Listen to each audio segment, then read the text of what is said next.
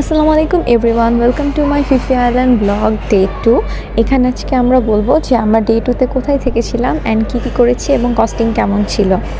So let's start the video. এখানে আমরা চলে এসেছি লং বিচে, দ্য হিপ সি ভিউ রিসোর্টে। এটা হচ্ছে আমাদের সেকেন্ড ডে স্টের জন্য আমরা চুজ করেছি। আর রিসোর্টটি পাহাড়ের উপরে থাকায় সেখানে অনেকটা পথ বেয়ে উপরে উঠতে হবে, সেই জন্য আমাদের এখানে লাগেজটা ক্রেনে করে উপরে তোলার ব্যবস্থা আছে। আমি আমার লাস্ট ভিডিওতে ছোট্ট একটা ইনফরমেশন স্কিপ করে গিয়েছি। সেটা হচ্ছে গিয়ে আমাদের লাস্ট রিসোর্টটিতে একটি সুইমিং পুল ছিল। আর রিসোর্টটিতে মানুষ কম থাকার কারণে সুইমিং পুলটা আপনারা স্বাচ্ছন্দ্যভাবে ইউজ করতে পারবেন।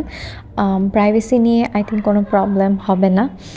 আর এখানে আমরা চলে এসেছি, সো এখন উপরে উঠলে দেখা যাবে যে এই রিসোর্টটা কেমন হবে। ফিফি আইল্যান্ডের প্রত্যেকটা রিসোর্টই আমার কাছে অনেক বেশি সুন্দর মনে হয়, যেহেতু আইল্যান্ডটা এত সুন্দর। আর অনেকেই ফিফি আইল্যান্ডে যায় সারাদিনের জন্য, রাত থাকে না। বাট যদি রাতে না থাকা হয় তাহলে এটার সৌন্দর্য অ্যাকচুয়ালি মানে অনুভব করা হবে না ফুললি। আমার কাছে যেটা মনে হয়েছে যে ফিফি আইল্যান্ডের অ্যাটলিস্ট ওয়ান নাইট থাকা উচিত। রিসোর্টটা অনেক বেশি উপরে ছিল, আর এটা দেখে আমার হাজব্যান্ড আমাকে বলছিল যে তুমি এত উপরে রিসোর্ট নেওয়ার আগে কেন দেখো নি ভালো মতো করে। বাট যখন আমরা উপরে উঠলাম, everything was so beautiful and we are really totally mesmerised by the beauty. এটা ছিল ওদের ওয়েটিং জোন, আর এখানকার ভিউটা অসম্ভব সুন্দর ছিল। ওরা আমাদেরকে একটা ওয়েলকাম ড্রিঙ্কস দিয়েছিল, আর এটা ছিল আমাদের রুম। রুমের ভিউটা অসম্ভব সুন্দর ছিল। এটা ছিল বারান্দা। এখানে একটা সুন্দর ব্যাপার ছিল, সেটা হচ্ছে গিয়ে ওরা প্রত্যেকটা রুমেই অনেকগুলো অ্যামিনিটিস রেখেছিল। আর তার মধ্যে এই রুমটাতে পার্টিকুলারলি ওরা অনেক সুন্দর করে ডেকোরেশন করেছে। প্লাস এখানে একটা ছাতা ছিল।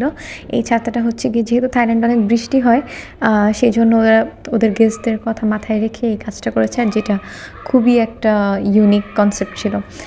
রিসোর্টটা অনেক উপরে থাকায় আমরা দুপুরবেলা আর নিচে যাইনি। আর হাবিজাবি খেয়ে বিকালবেলা আমরা ফটোশ্যুট করতে বের হয়েছিলাম, যেহেতু রিসোর্টটা এত সুন্দর, সো ফটোশ্যুট তো মাস্ট।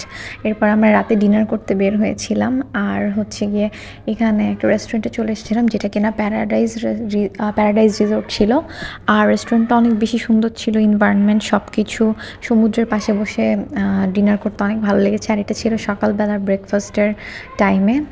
ভিউটা এনজয় করতে করতে আমরা অনেক ইয়ামি ইয়ামি ব্রেকফাস্ট ট্রাই করছিলাম, অ্যান্ড সব কিছু অনেক অ্যামেজিং ছিল।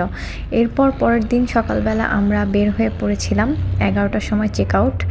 আর এই তো আমরা এখন টাটা বাই বাই দিয়ে চলে যাচ্ছি সুন্দর একটা বিউটিফুল রিসোর্ট থেকে। আর কি বলবো, যত বলবো সেটাই কম, এত বেশি সুন্দর ছিল সব কিছু। সো এই ছিল আমাদের ফিফি আইল্যান্ডের স্টে করার জার্নি। সো এখন আমরা চলে এসেছি টনসাই পায়ারে এগেইন, যেহেতু আমাদের এই টনসাই পায়ার থেকে শিপে করে চলে যেতে হবে। যেদিন আমরা ফার্স্ট ডেতে এসেছিলাম, ঠিক সেম শিপটাই আমাদেরকে আবার আজকে নিয়ে যাবে 2:30টায়। সো আমরা এখানে ওয়েট করছিলাম। আমরা 12টার টাইমে চলে এসেছিলাম, দুপুর 12টার দিকে। অ্যান্ড দেন আমরা ওয়েট করছিলাম এখানে, ভিউ এনজয় করছিলাম। আশেপাশে অনেক মানুষ ছিল। আর এটা ছিল টনসাই পাহাড়ের আরেকটা সাইড, যেখানে মেলার মতো ছিল, অনেক সুন্দর সুন্দর জিনিস ছিল এখানে। আর এই প্লেসটা আমার কাছে অনেক ইউনিক লেগেছে। এরপর আমরা দুপুর 2টার দিকে চেক আউট করে শিপে উঠে পড়ি, অ্যান্ড শিপ 2:30টার দিকে ছেড়ে দেয়। এটা ছিল Maya bay, one of the best places in Fiji island. এখানে না গেলে সব কিছু মিস। মায়া বে অনেক বেশি সুন্দর একটা জায়গা। এখান থেকে 2.5 ঘন্টা পর আমাদেরকে পোর্টে নামিয়ে দেওয়া হয়, অ্যান্ড সেখান থেকে আমাদেরকে বাস টার্মিনালে বাসে করে ওরা নিয়ে যায়, যেটা কিনা প্যাকেজে ইনক্লুডেড ছিল। আর এখান থেকে আমরা ব্যাংককের উদ্দেশ্যে রওনা দিয়ে দিই। আর আমাদের ফিফি আইল্যান্ডের জার্নি এখানেই শেষ হয়। এটা ছিল বাসের ভিতরের এনভায়রনমেন্ট। আর ওরা আমাদেরকে complimentary water, juice and snacks দিয়েছিল। আর রাতে ওদের বুফে কমপ্লিমেন্টারি ছিল, যেটা কিনা আমরা 2:30-3টার দিকে পেয়েছিলাম রাত। অ্যান্ড পরদিন সকালে আমরা পৌঁছেছিলাম। আর এই ছিল আমাদের ফিফি আইল্যান্ডের ট্যুর, যেটা কিনা খুবই মেসমারাইজিং ছিল। So happy watching. আসসালামু আলাইকুম, টেক কেয়ার।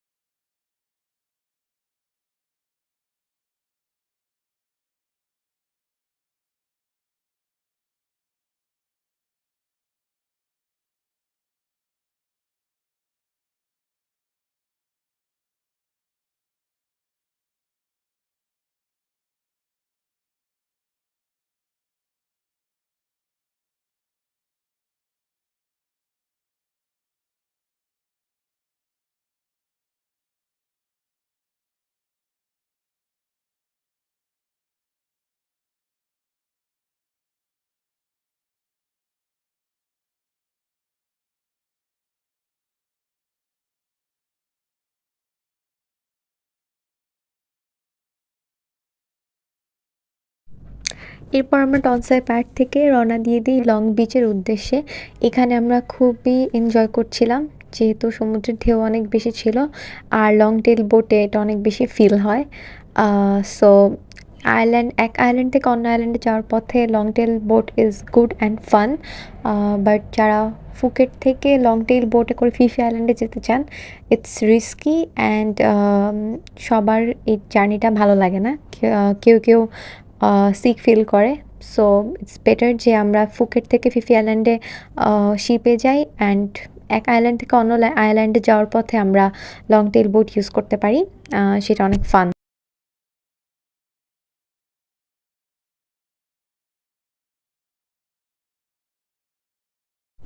এইখানে সিভিউ রিসোর্টটা পাহাড়ের উপর ছিল। ঠিক প্রথম দিন যেই ঘরগুলো দেখে আমি বলেছিলাম যেখানে থাকতে পারলে ভালো হতো, সেটার উপরেই ছিল আমাদের রিসোর্টটা।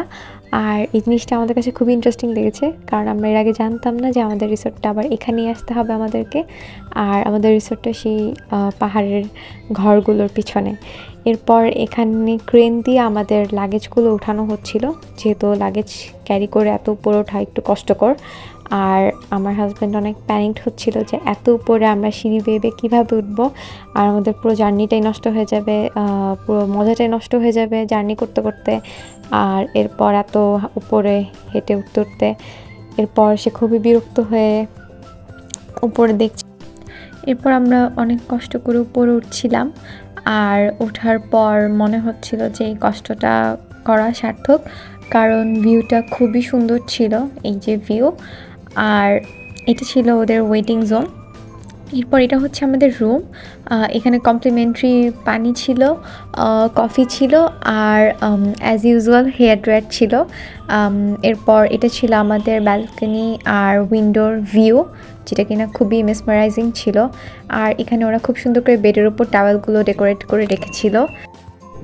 এরপর আমরা লাঞ্চ করি।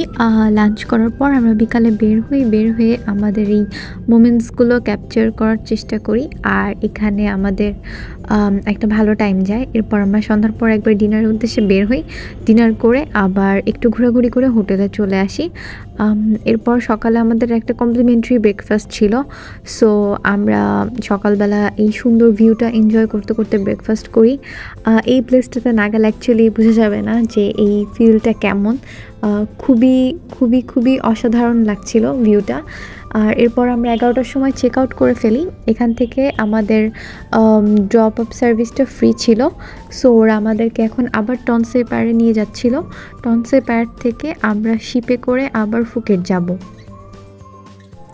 এরপর আমরা টনসাই পাহাড়ে পৌঁছে গিয়েছিলাম, আর সেখানে আমাদের চেক ইন টাইম ছিল দুপুর 2টায়। যেহেতু আমাদের কাছে 2 ঘন্টা টাইম ছিল, সেজন্য আমরা এই বিচ সাইড রেস্টুরেন্টটাতে বসেছিলাম। আর অনেক গরম ছিল, সেই জন্য আমরা একটা ম্যাঙ্গো জুস আর একটা ম্যাঙ্গো শেক অর্ডার করেছিলাম। এরপর আমরা টনসাই পায়ার ঘুরে দেখছিলাম। ফার্স্ট দিন যেই পাশটাতে ঘোরা হয়নি, আমরা সেই পাশটা ঘুরে দেখার চেষ্টা করছিলাম। আর সেখানে খুব সুন্দর সুন্দর শপ ছিল, আর এখানে একটা মেলার মতো ছিল। এখানে অনেক কিউট কিউট জুয়েলারি ছিল মেয়েদের। ঘুরতে ঘুরতে আমাদের চেক ইন টাইম হয়ে গিয়েছিল, সেই জন্য আমরা চেক ইন করে রওনা দিয়ে দিই ফুকেটের উদ্দেশ্যে। এটা ছিল মায়া বে, ফিফি আইল্যান্ডের অন্যতম সুন্দর একটা আইল্যান্ড। এরপর আমরা পৌঁছে যাই ফুকেটের পোর্টে শিপে করে 2 আওয়ার্স জার্নির পর। দেন পোর্টের থেকে আমাদেরকে মিনি বাসে করে আমাদের বাস টার্মিনালে নামিয়ে দেওয়া হয়, যেটা কি না আমাদের ট্যুর প্যাকেজের মধ্যে ইনক্লুডেড ছিল। আর এটা ছিল আমাদের ফুকেট থেকে ব্যাংকক যাওয়ার বাস, আর এটা ছিল বাস টার্মিনাল। এটা ছিল বাসের ভিতরে এনভায়রনমেন্ট। সো এখানে আমরা একটা 13 আওয়ারের জার্নি করেছিলাম, আর আমাদেরকে ব্রেকে বুফে অফার করা হয়েছিল, যেটা খুব ভালো ছিল মোটামুটি। আর এই ছিল আমাদের Fiji island tour. So thanks for watching and keep us in your prayers. Thank you. আসসালামু আলাইকুম। Take care.